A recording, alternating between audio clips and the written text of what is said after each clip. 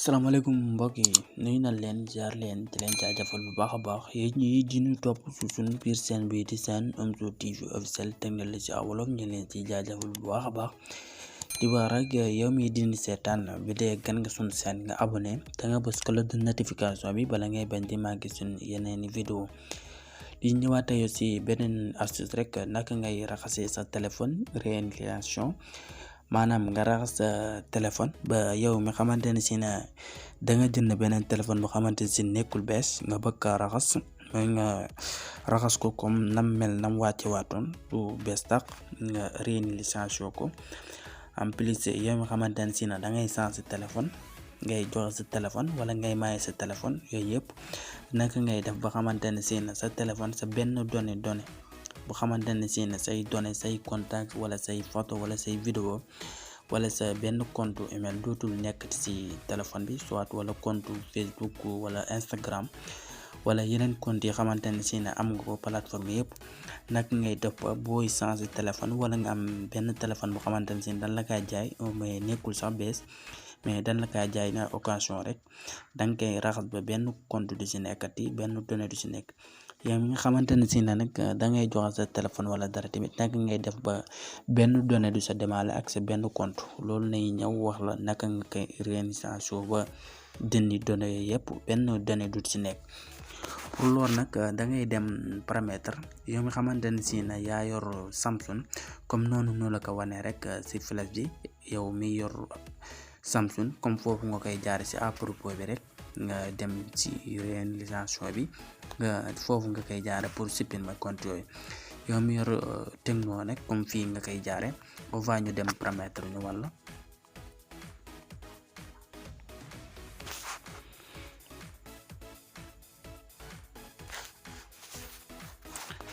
yow mi yor Tecno nag comme bii ñu koy defee vidéo léegi suñu duggee suñu paramétrage nga dugg paramétrage nii rek yaa ngi si accueillir paramétrage bi naka ngay def lan nga war a def pour nga mën a raxas téléphone boobu ba benn kii du si nekkati benn donnée du si nekkati yow mi nga xamante ne si ne yaa changer téléphone soit ngay yoroon benn téléphone ba mu yàgg nga koy changer naka ngay dindee bépp donnée bu xamante ne si ne mi ngi woon si biir téléphone bi soit say compte yëpp naka ngay def ba supprimer ko compte yooyu yëpp nag ngay def ba supprimer ko te benn donnée du si desati loolu c'est facile bi dee comme téléphone yi nga yor da ngay ñëw système mais bu fekkante ne yow da nga yor lu mel na Samsung wala dara si à propos bi nga koy jaaree mais comme suñu téléphone yi ñu yor da ngay ñëw système boo xoolee moo nekk ni suuf système nga cliquer bu ñu cliquer yaa ngi gis fii langue si kaw fii date heure fii programme fii sauvegarder fii nag boo xoolee mi ngi indi fii réinitialiser les options léegi ñu cliquer fii su nga cliquer fii dinañu indi fii lu tolloo ko 4 options pour réinitialisation de wifi ak réinitialisation des préférences réinitialisation des paramètres ak effacer tous les données boo xoolee moo nekk effacer tous les données réalisation en Chine bi si suuf nag daanaka mooy bi si ëpp njëriñ yi ñëpp nag bu la neexee mën nga fay jar nga supprimer yi fi nekk yëpp mais option bu mujj bi nii ñun moo nu gën a intéressé mu defoon na fi effacer tous les données bii nii effacer tous les données bi boo xoolee si leen war a cliquer yow mi xamante ne si ne yaa yor téléphone nga koy changer wala nga yor benn téléphone boo xamante ne si ne dañ la ko jox nekkul bees te données yi si nekk bëggoo ko utiliser comme yoon bi ñu jaar ngay jaar pour nga mën a dindi bépp donnée boo xamante ne si ne ak bépp compte boo xamante ne si ne mi ngi woon si biir téléphone boobu naka nga koy dindee wala tamit yow mi joxe si téléphone pour benn donnée demaale si téléphone ndax bu xasee ba génn say loxo rek dem na loolu di la bala dañ wala dara loolu di la bañ a dal yow nii fii ngay jaar pour nga mën a dindi données yooyu nekk si yëpp sa données yi pour bañ a demaale loolu léegi dañuy ñëw cliquer fii ñu def effacer tous les données xoolal moo nekk nii suuf nga cliquer si voilà suñ si cliquer boo xoolee mi ngi ñu indi fii boo xoolee indi noonu suñ compte Google yi compte Messenger WhatsApp TikTok ak Phonesis Facebook ak yeneen compte yoo xamante ne WhatsApp yooyu yëpp andil na ko. boo xoolee fii ñu defal nu fii lépp mu andi na 7 actions. Imagez tous les données, les mémoires de stockage interne de votre téléphone et compte. boo xoolee fii tibul mu defal na votre compte Google, les données paramétrage de système, les applications téléchargées, les musiques, les photos, les autres données utilisées. maanaam yooyu yëpp lim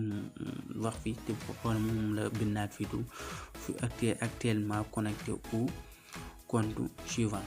maanaam compte yi nii instant bi moom lañ connecté suñ téléphone, mooy compte Gmail yi moom lañ connecté suñ téléphone. ak yi xamante ne si nag tamit am nañ fa compte lu ci mel ne WhatsApp business, TikTok, Phoenix, Facebook ak yeneen autres xamante ne si ne am nañ fa ay compte. léegi yow mi xamante ne si ne yaay changé téléphone, ngay joxe sa téléphone, boo xoolee boo supprimer li données yi yëpp day demaale si téléphone boobu, te nit mën na see dem am si accès wala dara. lii nag boobu bañoo mu dal la fii ngay ñëw nga pour def ko supprimer. léegi yow nag ñun nag buñ ko doon supprimer da ngay ñëw nga cliquer fii rek nga def effacer tous les données. bu ko defee benn données dootul topp sa téléphone boobu nga xam ne moom ngay joxe. souvent boo ko joxee bu si nit doon connecté wala dara ñu si bëri noonu lañ perte seen email, nga bàyyi say email yooyu mu dem si beneen téléphone, waa ji di si connecté wala dara di am ay accès sa compte yooyu. loolu mën na laa bañ a dal te booy joxe sa téléphone nga fexe ba supprimer bépp donnée bu xamante ne si ne moo nekkoon sa biir téléphone. voilà, j'espère que ne gars yi astuce bi leer na. di leen wax loolu la leen andiloo seen biir compte Omzo TV officiel. di wax na rek bi day yemee dunu seetaan gan nga son seen nga abonné te nga bës cloche de notification bi bala ngay bañ di manqué suñu yeneen vidéo. di la daje à la prochaine vidéo incha allah.